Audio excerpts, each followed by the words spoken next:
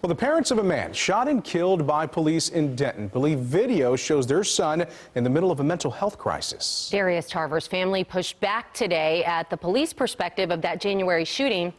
Jason Allen live with us tonight. Jason, the police chief was critical of anyone who was questioning his officers when he released this video yesterday. You're right. He said he would not allow anyone to say anything disparaging or hateful about his officers. And Tarver's parents did not do that today. But in this video, they still see a man who needed help, not a man who was a threat.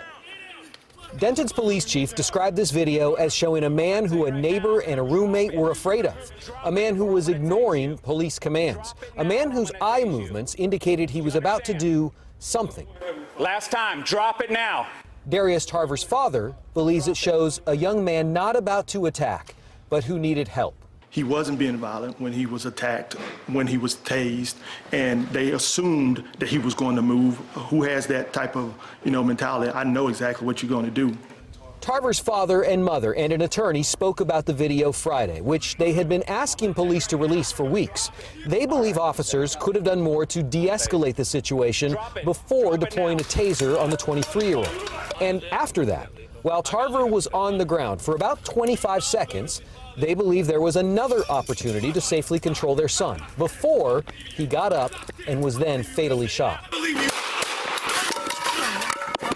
Just still in shock that my son is not here today, and it just breaks my heart, not just going to accept what was done because I know my son.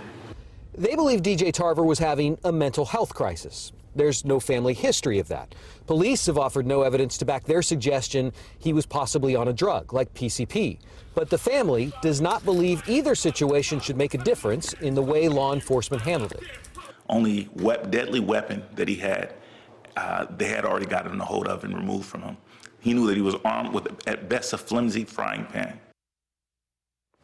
Family is going to ask for another meeting now with the district attorney in that county, and they're concerned, Ken and Brooke, the law enforcement perspective on the video is the only thing that's going to end up being presented to a